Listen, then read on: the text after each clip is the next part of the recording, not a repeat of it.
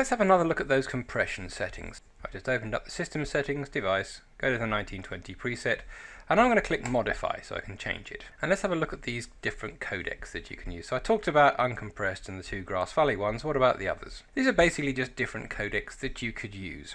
I find the HQ ones actually do very good quality and don't use up too much space. Now you might say, no, I really like to use AVC Intra, Panasonic's format, so you can click on that and it will capture it directly into Panasonic's format. Personally, I'd only use that if I was thinking of outputting to AVC Intra at the end of it, because it'll save a bit of time when it comes to the encoding. Otherwise I'd use HQ. The other ones I've got here are different variations of MPEG.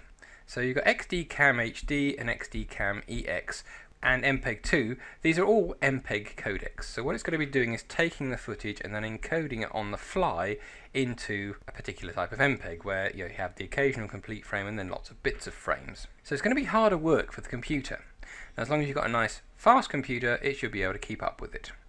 But it is harder work. You can do a custom one, or you can make something up that's just totally compatible with either XDCAM HD or XDCAM EX.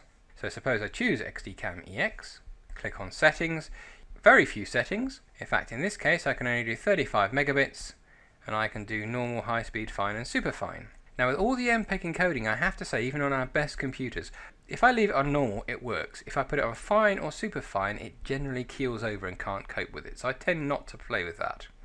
I might tick closed GOP, because closed GOPs are supposed to be slightly better for editing, or I might just leave it as it is. If I was to choose XDCAM HD, you'll notice I've got similar kind of things here. And again, leave it on normal. If you choose MPEG, then you can set some stuff up yourself. You've got a lot more control over the bit rates, whether it's constant or variable, things like whether it's iframe and so on. Now you're only going to fiddle with this lot if you know what it's talking about. I could spend time explaining it here, but I'm not going to. Only fiddle with this if you really know what it is. Basically, I find HQ for nearly everything, and the only reason I might use an MPEG format is to save space. An hour's worth of HQ at 1920 is going to be roughly 100 gigabytes. It's going to be a bit more if you use HQX. If you do it in MPEG, it'll probably be about a half to a third of the size, so it'll save a bit of space. But like I said, it's harder work for the machine, and depending on your machine, it may or may not cope with it. The other thing you might ask me is, why did I choose 8-bit here as opposed to using 10-bit? After all, 10-bit is better than 8-bit, isn't it? So why don't you capture everything as 10-bit as opposed to 8-bit? Well, if you want to make sure you're getting the best quality all the time, then set that to 10-bit, set that to HQX, and just capture it. It'll take up a bit more space, but it'll work. When I'm coming in through HDMI, I'm probably not going to notice the difference. The reason for that is simple. Most HDMIs only output in 8-bit. So even though I tell it to capture in 10-bit, it's still only getting an 8-bit signal, so it's not going to get any better than it was in the first place. Which is why I chose 8-bit, because that's all I'm feeding into it.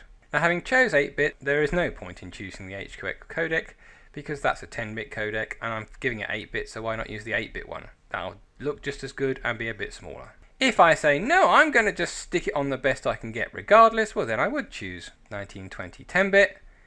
Having chosen 10-bit there, it's silly to say that it's an 8-bit codec, so set 10-bit on that as well. Apart from going uncompressed, that's probably as good as it's going to get. Let's just go into the settings and set super fine on the settings, but yeah, that's probably as good as it's going to get.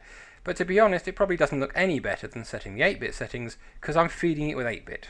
And this is different to the project settings. There might be reasons why you set the project settings to 10-bit.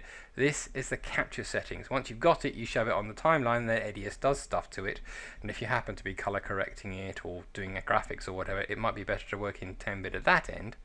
But when you're capturing it, why bother to use up more space for nothing? That's my logic of choosing 8-bit. And if you're not entirely sure, well, it's quite simple. Try a bit. Have a look at it, see if it looks any different, and then make your own mind up.